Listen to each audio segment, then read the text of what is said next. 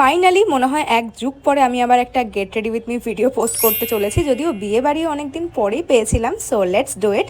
আর এরকম ছোটোভাবে চুল কাটার পরে নাই প্রথম আমি শাড়ি পরে কোনো গ্ল্যাম মেকআপ করতে চলেছি, জানি না কেমন হবে।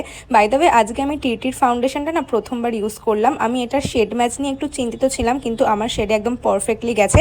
আর ফর্মুলাটাও বেশ ভালো, ভীষণই হাই কাভারেজ। তো তাই বলে কনসিলিং আর বেশি করিনি, খালি একটু হাইলাইটিং কনসিলার অ্যাপ্লাই করেছি। আর দেখো কাণ্ড, লুজ পাউডারটা নিতে গিয়ে অর্ধেক আমি ফেলেই দিলাম। এনিওয়ে, তারপর একটা কোরাল ব্লাশ অ্যাপ্লাই করে নেবো। আমার এই ব্লাশের শেডটা না এত ভালো লাগে। তারপর একটু আইব্রোটাকে ফিল করে নিয়েছি, যদিও আমি না ভালো করে আইব্রো আঁকতে পারি না, যেটা আমার আর্জেন্টলি শেখা দরকার। এবার করে নেবো আই মেকআপটা। প্রথমে একটা ট্রানজিশন শেড লাগিয়েছি, তারপর হাত দিয়ে একটু গ্লিটার লাগিয়ে নিয়েছি, ব্যাস দ্যাটস ইট। আমি এরকম সাটেল আই মেকআপই পছন্দ করি, খুব একটা চড়া আই মেকআপ না আমার মুখের ওপর ঠিক যায় বলে আমার মনে হয় না।